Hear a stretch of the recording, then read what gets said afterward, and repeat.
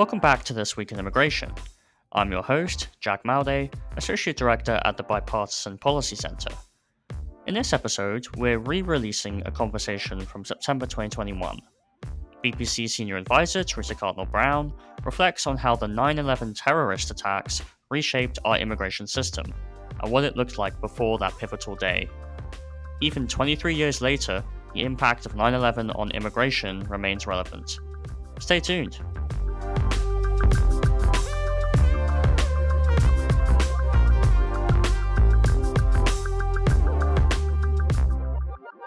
Theresa, welcome back. Hi, Blake.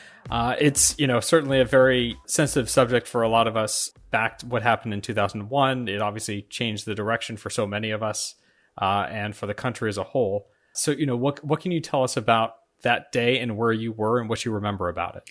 Yeah, so in 2001, I was working at the U.S. Chamber of Commerce. I was already probably, 7 or 8 years into my immigration career by that time. And anybody familiar with Washington, D.C. may know that the building for the U.S. Chamber of Commerce is literally across Lafayette Park from the White House. So we're very close there. And frequently when we were working in the building, there were Secret Service people who would come in periodically, other engagements of security, just because we're that close to the White House. But I remember that day, I was obviously had been working in immigration and border policy at the Chamber, and we were having a staff meeting, and somebody came into the meeting and said, something's happening in New York, something hit the towers, turn on the news. And so we all, of course, did that. And as I recall it, as we were watching the news, or shortly thereafter, when we were trying to figure out what was going on, somebody looked out one of the windows facing the White House and saw smoke coming up from the west and said, I think there's something happened on the mall, because we didn't know exactly where it was. There was smoke coming that we saw coming up behind the Eisenhower Executive Office building, which is right next to the White House. And none of us really knew what was going on, but it wasn't that long before then that we knew there had been terrorist attacks in Tokyo, for example. We had heard that things were happening in other parts of the world, and so our minds started immediately racing. By the time the second plane hit the towers in New York, everyone was aware that this was an attack of some kind. And I just remember a colleague of mine, a good friend of mine, who looked at me and said, "You have 2 young kids at home. What are you waiting for? Leave." He was very afraid that I would get stuck away from my kids. So I left kind of before we even realized what was happening, before the major evacuations from DC.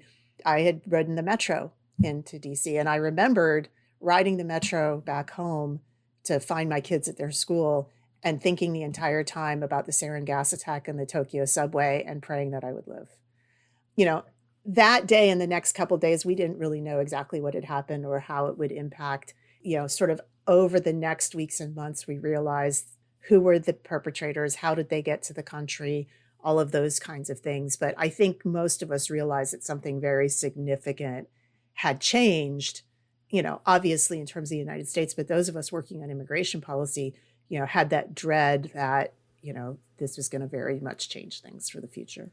Well, and on that, at the time you were working as an immigration policy director, and then you were involved in the debates over the creation of the Department of Homeland Security. What were your main recollections about, the key immigration issues, sort of before and after that, and how that sort of changed? Yeah. So one thing it's worth remembering is that for many years before 9/11, there had been discussion about merging the border agencies. So before 9/11, the Immigration Naturalization Service, which was part of the Department of Justice, and the Customs Service, which was part of the Treasury Department, worked alongside each other at the border. So, for example, if you drove up to a land border, you might get a person in a white shirt at a booth. That would be an immigration officer, or a person in a blue shirt at a booth, and that would be a customs officer. They were both, adjudicating your entry to the United States, kind of looking for different things, somewhat cross-designated. But there was also calls within the immigration community to break up INS, feeling that the enforcement part of INS was overshadowing the benefits part of INS, and that if they separated, then maybe more attention would be paid for the benefits part. So immigration advocates and people, border facilitation people, and lots of different people had ideas about a unified border inspection agency and breaking up the INS long before 9/11 happened. And then as more and more started coming out about what happened in 9/11, particularly as the 9/11 Commission report on terrorist travel came out, and it really pointed out how the terrorists managed to come into the United States and stay, and false documents and foreign student visas, it became clear that they had managed to find all of the security loopholes in our immigration service to enter and stay in the United States. On top of the perceived intelligence failures of failing to, put the pieces together, as they said, connect the dots at the time, there was an overwhelming feeling that we needed to put more of a security focus on our immigration system, close those, I won't say loopholes in the law. They were more loopholes in practice. I mean, the immigration service was primarily paper-based. They didn't have access to a lot of databases. They weren't connected very well with the intelligence community for lookouts and things like that, or even law enforcement. So all of these were things that were seen as places that needed to be fixed. And Congress then started this idea of creating a new department that would merge lots of different parts of the federal government apparatus to protect the homeland. And this idea that had existed before about creating a single border agency and dividing the enforcement parts of INS from the benefits parts of INS became a core idea in the immigration functions being put under the new Department of Homeland Security. There were lots of debates in Congress about it. One of the biggest ones is that all the committees that had jurisdiction over the various agencies didn't want to give up their jurisdiction. At the end of the day, there was a select committee in the House that was put together that was made up basically of the chairs of all the committees of all the various agencies that were being thrown into the DHS pot, if you will, that kind of decided what would go in and what would go out. But there were specific things in the Homeland Security Act in 2003 that were related to the immigration functions of INS. And very, very, very famously for anybody who worked in immigration at that time was a single line that said the Immigration and Naturalization Service is hereby abolished. And it put the agencies, Customs and Border Protection, Immigration Customs Enforcement, USCIS, as they became known, as part of this new Department of Homeland Security. So obviously that has heavily influenced, just how we've come to view immigration and, the use of DHS as that sort of function, acting not just simply as a processor, but as sort of an additional law enforcement and protective service for our borders. Being in those years afterwards, obviously, every day was, what was the terror threat warning level at? Were we at orange, or were we at yellow? And for those who weren't around during that period, like it was very anxiety inducing for everybody. So, and then what impact did that have, I guess, on U.S. immigration policy and how we've come to view that debate, I think? Yeah. So it's important to understand that as the Department of Homeland Security was stood up in 2003 and all of these various agencies came together and kind of reformatted, in the first few years, it was very common walking around the halls of DHS, which I joined in 2005, so not that long after it was formed, to walk around the halls of DHS and people would ask, what was your legacy agency? In other words, where did you come from before you got here, right? And so I was legacy INS, I was legacy Customs, I was legacy Coast Guard, I was legacy Treasury, whatever. So it wasn't still one agency, but everybody was sort of pushed together. But the overarching mission set and value set, and I would say cultural creation of that department, was the never again mantra.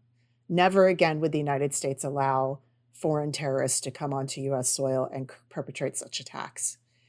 And that mission overrode every other mission that became part of the Department of Homeland Security. And, yes, by dividing, if you will, the old Immigration and Naturalization Service and putting the benefits over at USCIS and the enforcement eventually into two agencies. It was originally created to be one, but two agencies, ICE and CBP. To some extent, USCIS lost that sort of law enforcement focus, but they still understood that in processing applications, they had to pay attention to those things that might mean that somebody was not who they said they were. So they created a fraud detection and national security directorate at USCIS to embed that in their process. But then the law enforcement components of INS were also decoupled from the benefit side and free to fully invest in their law enforcement security missions. That especially was true of the US Border Patrol, who always felt themselves as sort of a paramilitary type organization in law enforcement with an important mission to secure the border. And that just sort of ramped up substantially. And within CBP, even in the border adjudication side, I think the customs culture sort of overran whatever was the legacy INS culture. So that culture was more about stopping drugs, about stopping contraband, less about, sort of processing people for benefits. And so I do think that was the culture on which DHS was formed. Now, over the years and various administrations, that has waxed and waned, but I think that's still true throughout DHS, even if the mission is shifted from terrorism to criminal activity and drug smuggling and gangs.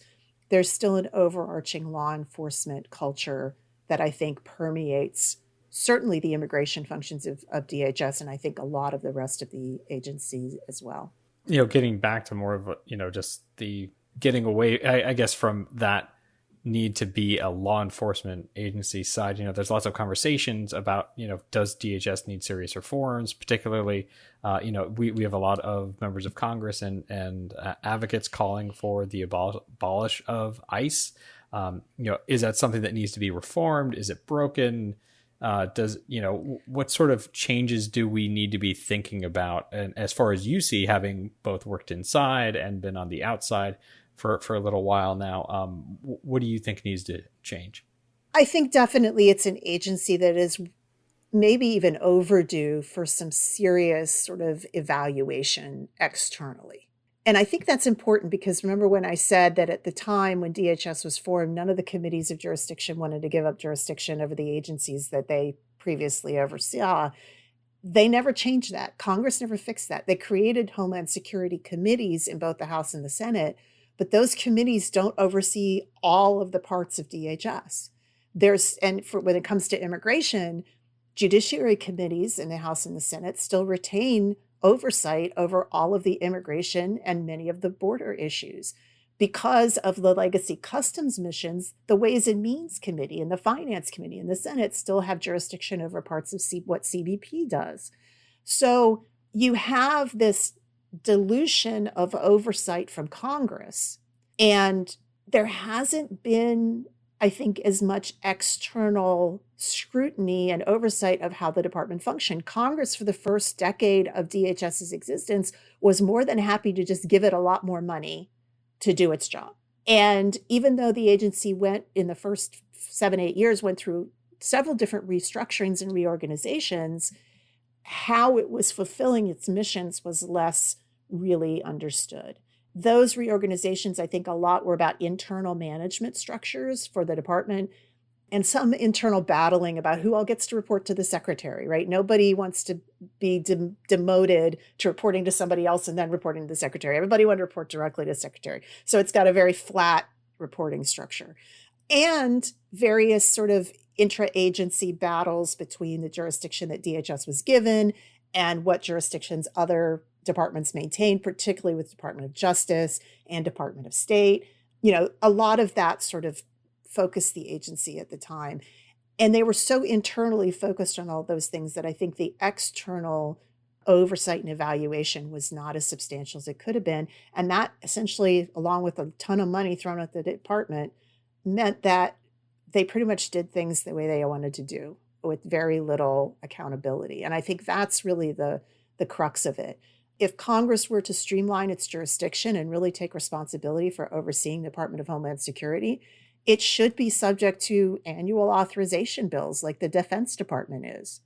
But it's not. It's not had an authorization bill pass the House and the Senate and be enacted into law since its founding, even though it has annual appropriations. So in fact, the appropriators probably have the most influence on the department rather than any authorizing committees.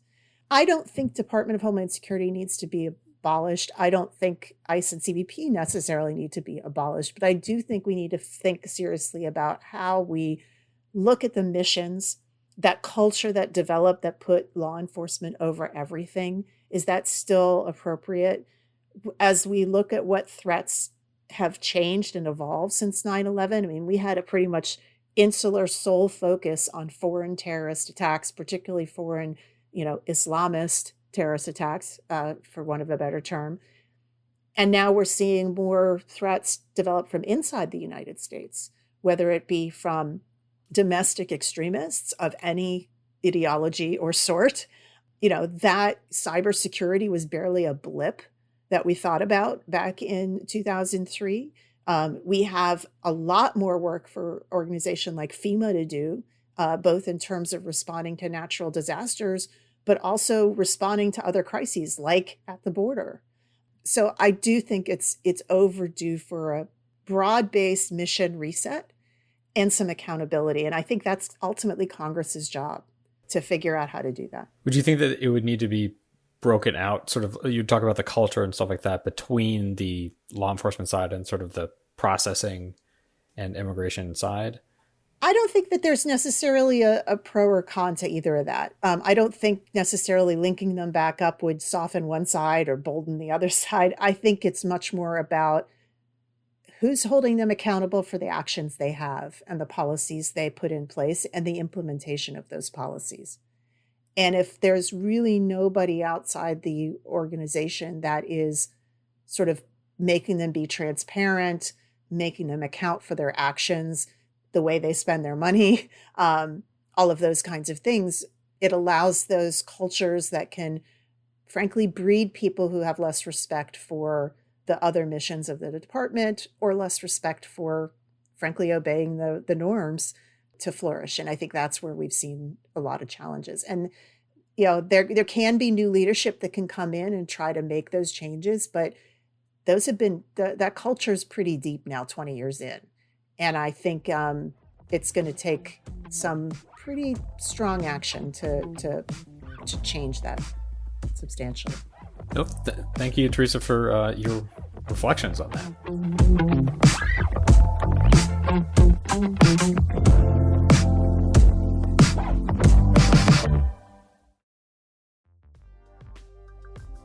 And that's a wrap on this episode of This Week in Immigration. One last reminder to subscribe, rate, and review this podcast on Apple Podcasts, Spotify, or your favorite podcast platform, and share it with your friends and colleagues. You can also find our podcast episodes on the Bipartisan Policy Center YouTube channel. You can find more information on all the issues we discuss here on the show at bipartisanpolicy.org/immigration. You can follow the Bipartisan Policy Center on the X platform at BPC_bipartisan. You can follow Theresa Cardinal Brown at BPC_T Brown, and you can follow me at Jack Malday. Send your comments and feedback to us by email to immigration@bipartisanpolicy.org. I'm Jack Malday. This Week in Immigration was created and executive produced by Theresa Cardinal Brown. This episode was written by myself and Theresa Cardinal Brown. Joshua Joe is our audio editor. The executive producer of BBC Podcasts is Lucy Manning. Talk to you next time on This Week in Immigration.